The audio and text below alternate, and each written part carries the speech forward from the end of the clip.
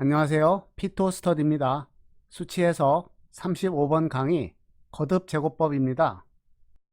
행렬 A의 거듭제곱을 이용하여 반복적으로 고유값을 구하는 방법을 거듭제곱법이라고 합니다. 최대 고유값 n을 구하는 경우에는 거듭제곱법, 최소 고유값 λ1을 구하는 경우에는 역거듭제곱법이라고 합니다. 그리고 고유값 이동법, 호텔링 수직법 등이 있습니다. n/n 행렬 A에 대한 고유값 문제 AX는 x에서 고유값들이 절대값의 순서대로 λ1부터 n까지의 스펙트럼을 가지고 있습니다.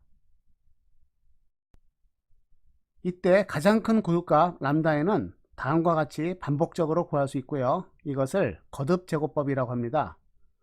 첫 번째 단계에서 λ0를 0으로 놓고요. 초기 추정 고유 벡터를 1로 둡니다. 반복 단계는 k는 0으로 두고요. k 단계에서 알고 있는 고유 벡터를 행렬에 곱하고 벡터를 구합니다. 이 벡터의 원소 중에서 절대값이 가장 큰 원소를 찾고요. 그것을 고유값이라고 놉니다. 최대 원소로 나누면 최대 원소가 1이 되겠죠. 세 번째 단계에서는 추정된 고유값으로 고유 벡터를 노멀라이즈 합니다. 다시 말해서 원소의 최대값이 1이 되는 것이죠. 새로운 고유 벡터를 이용해서 이것을 반복합니다.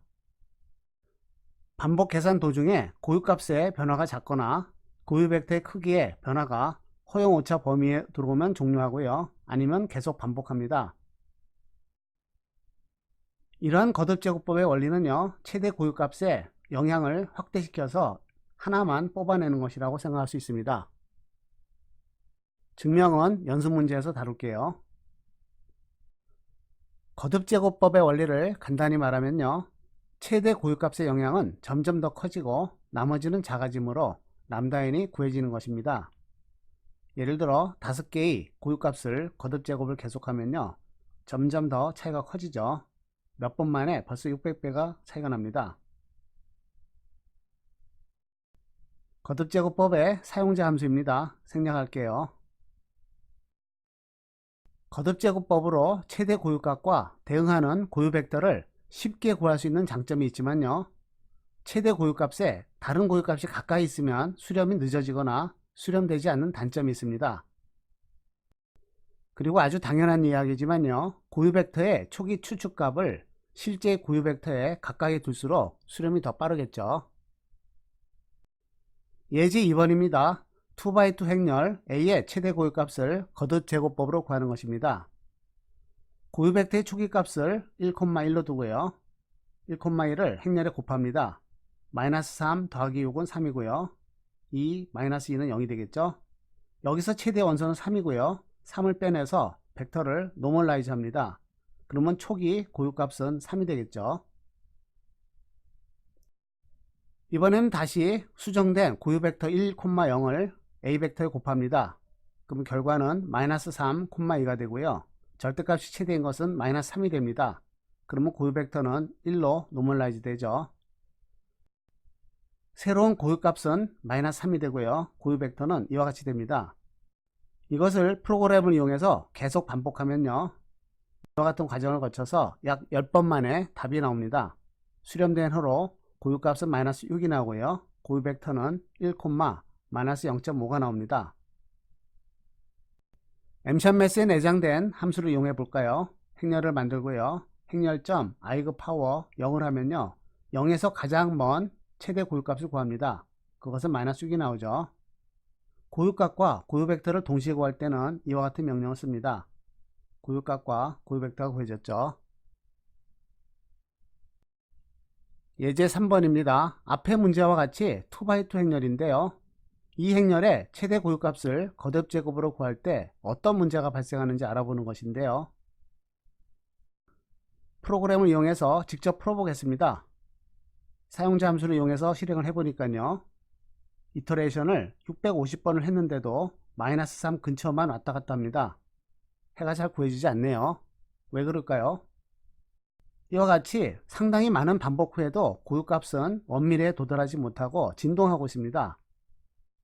겨우 2x2 행렬인데도 이와 같이 수렴 속도가 엄청나게 느린 이유는요, 특성 방정식이 최대 고유값을 이중근으로 갖기 때문입니다. 이와 같이 최대 고유값이 이중근이거나 두 고유값이 아주 가까우면 수렴 속도가 아주 느리게 됩니다. 특히 복수 고유값의 경우에는 켤레 복소수는 절대값이 서로 같습니다. 그래서 거듭제곱법으로는 복소 고유값을 구할 때 상당히 어렵습니다. 이번에는 역거듭제곱 인버스 파워 메소드입니다. 행렬 A에서 절대값이 최소인 고유값은요, 역행렬의 최대 고유값이 됩니다. 이것은 쉽게 이와 같이 증명이 되죠. 다시 말해서 역행렬의 최대 고유값은 행렬의 최소 고유값 람다와 같겠죠. 역행렬 A 인버스에 대해서 거듭제곱법을 적용하면 최대 고유값 람다분의 1을 구합니다. 이것은 행렬 A에 대해서 최소 고유값을 구한 것이 되겠죠. 그러나 실제로 역행렬을 구하지는 않고 엘리오분해 또는 가우스 소거법을 이용해서 해벡터를 구합니다. 인버스 파워 메소드의 반복 과정은 다음과 같습니다. 첫 번째 단계에서는 소스 벡터를 1로 둡니다. 여기서 주의해야 될 것은 고유 벡터가 아니죠. 소스 벡터로 주는 이유는 소스 벡터를 주고 방정식을 풀어서 고유 벡터를 구한다는 것입니다. 해를 풀어서 얻는 고유 벡터의 원소의 최대값을 람다로 두고요, 그것을 노멀라이즈 한 것을 새로운 소스 벡터로 둡니다. 수렴할 때까지 단계 2와 3을 계속 반복합니다.